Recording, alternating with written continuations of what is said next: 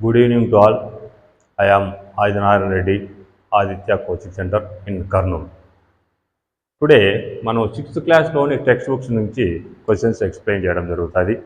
Okay, first question, భారత రాజ్యాంగంలో ఏ అధికరణ ద్వారా విశ్వజనీన ఓటు హక్కు కల్పించబడింది అని క్వశ్చన్ అనమాట.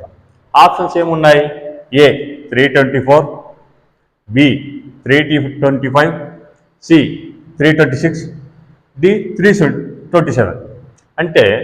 అంటే విశ్వజనీన అంటే ప్రతి ఒక్కరికి కుల మత జాతి సంబంధం లేకోకుండా ప్రతి ఒక్కరికి 18 సంవత్సరాలు నిండిన ప్రతి ఒక్కరికి కూడా ఓటు హక్కు కల్పించేటువంటి బాధ్యత ప్రభుత్వాన్ని పేర్కొంటున్నారు. అయితే ఇక్కడ ఆన్సర్ ఏమి? ఈ యొక్క ఫస్ట్ క్వశ్చన్కి ఆన్సర్ ఏమంటే 326. ఓకే, 326. యాక్చువల్గా ఓటు హక్కు అనేది ఇంతకుముందు ఏ విధంగా ఉండేది? మనకు రాజ్యాంగం అమలులోకి వచ్చినప్పుడు యాక్చువల్గా మొట్టమొదటిసారిగా మనకి రాజ్యాంగం అమలులోకి వచ్చినప్పుడు ఓటింగ్ యొక్క వయసు ఎంత ఉండేదంటే 21 సంవత్సరాలుగా ఉండేది.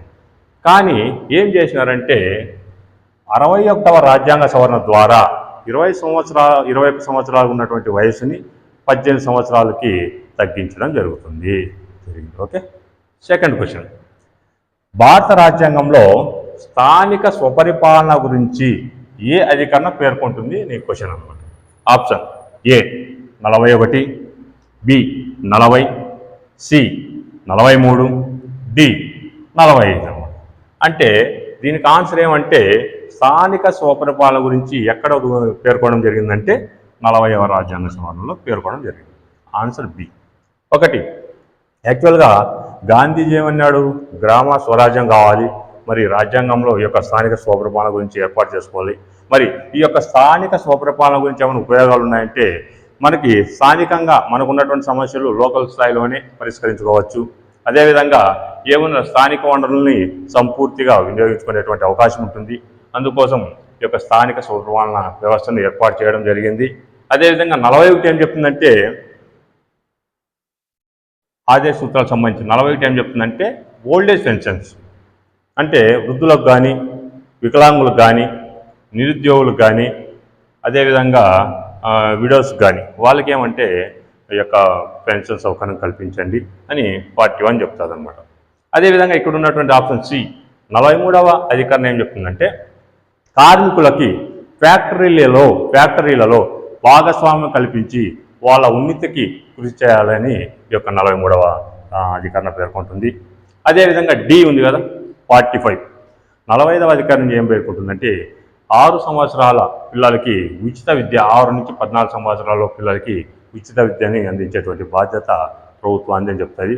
అదేవిధంగా ఈ యొక్క 86వ రాజ్యాంగ సవరణ ద్వారా కూడా ఈ యొక్క పిల్లలకి ఉచిత నిర్బంధ విద్యను కూడా కల్పించాలని ప్రభుత్వం బాధ్యతని కూడా ఈ యొక్క అధికరణ పేర్కొనడం జరుగుతుంది.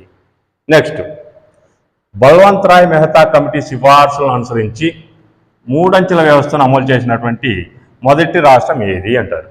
యాక్చువల్గా మన యొక్క ఈ కమిటీ కన్నా ముందు ఈ యొక్క పంచాయతీ వ్యవస్థ గురించి కొంచెం ప్రీవియస్ ఇన్ఫర్మేషన్ తెలుసుకుంటే, అదేవిధంగా చారిత్రక నేపథ్యం తెలుసుకుంటే, యాక్చువల్గా ఈ యొక్క పంచాయతీ వ్యవస్థకి బేస్ ఏమన్నా ఉందంటే 1952లో ఏర్పాటు చేసినటువంటి సిడిపి ప్రోగ్రామ్ బేస్ అనమాట. ఈ యొక్క గ్రామ పంచాయతీ వ్యవస్థకి ఏమన్నా ఆధారమే అయ్యా అంటే ఈ యొక్క సిడిపి అంటే ఏమంటే కమ్యూనిటీ డెవలప్మెంట్ ప్రోగ్రామ్, అంటే తెలుగులో సమాజ వికాస ప్రయోగం. అది 1952లో ఏర్పాటు చేయడం జరిగింది. మరి ఈ యొక్క కమ్యూనిటీ డెవలప్మెంట్ ప్రోగ్రాం యొక్క ఉద్దేశం ఏమంటే స్థానిక ప్రజల యొక్క భాగస్వామ్యం చేత ఈ యొక్క పల్లెల్లో ఇన్ఫ్రాస్ట్రక్చర్ ఫెసిలిటీస్ అంటే మౌలిక సదుపాయాలను, రోడ్లను, ఓకే, ఇటువంటి లోకల్ సమస్యలు ఏమైనా ఉంటే వాళ్ళే పరిష్కరించుకోవాలనే ఉద్దేశంతో ఏం చేసినారంటే ఈ యొక్క కమ్యూనిటీ డెవలప్మెంట్ ప్రోగ్రాం ఏర్పాటు చేయడం జరిగింది. తర్వాత కమ్యూనిటీ డెవలప్మెంట్ ప్రోగ్రాం తర్వాత 1953లో NES నేషనల్ ఎక్స్టెన్షన్ సర్వీస్ ప్రోగ్రామ్ను కూడా ఏర్పాటు చేయడం జరిగింది.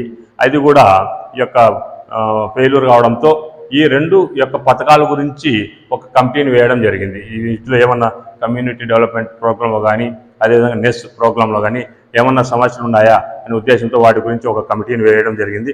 అదే కమిటీనే బల్వంత్ రాయ్ మెహతా కమిటీ. ఈ యొక్క బల్వంత్ రాయ్ మెహతా కమిటీ ఏం చేసిందంటే ఈ యొక్క 1952లో ఏర్పాటు చేయనటువంటి కమ్యూనిటీ డెవలప్మెంట్ ప్రోగ్రాం కానీ 1953లో ఏర్పాటు చేసినటువంటి జాతీయ విస్తరణ పథకం కానీ లోపాలు ఉన్నాయి.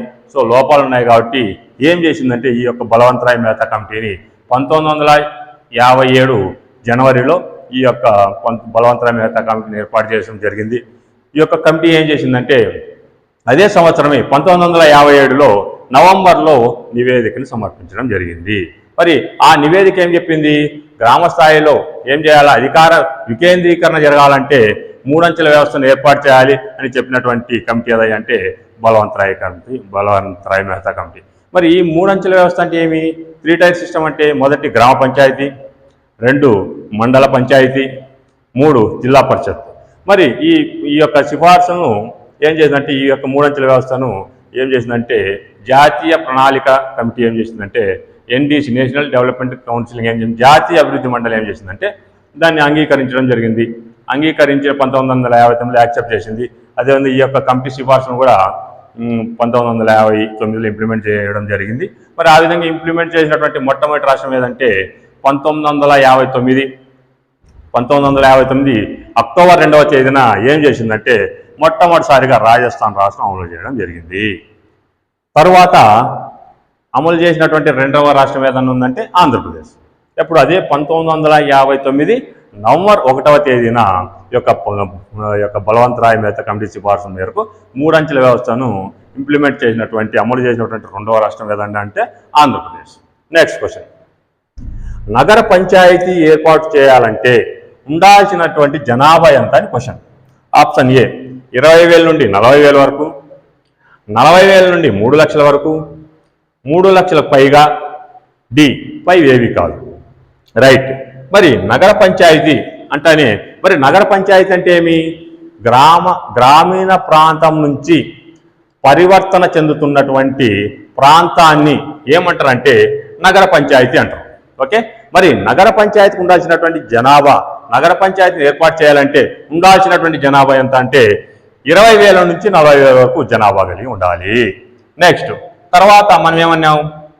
ఆప్షన్ బి 40,000 నుంచి 3 లక్షలు అన్నాం. మరి 40,000 నుంచి 3 లక్షల జనాభా ఉంటే వాటిని ఏం చేస్తారంటే పురపాలక సంఘంగా ఏర్పాటు చేసుకోవచ్చు. రైట్. ఆప్షన్ సి 3 లక్షల పైగా అన్నాం. 3 లక్షల పైగా జనాభా ఉంటే మనం ఏం చేస్తాం? మున్సిపల్ కార్పొరేషన్ ఏర్పాటు చేసుకునేటువంటి అవకాశం ఉంటుంది.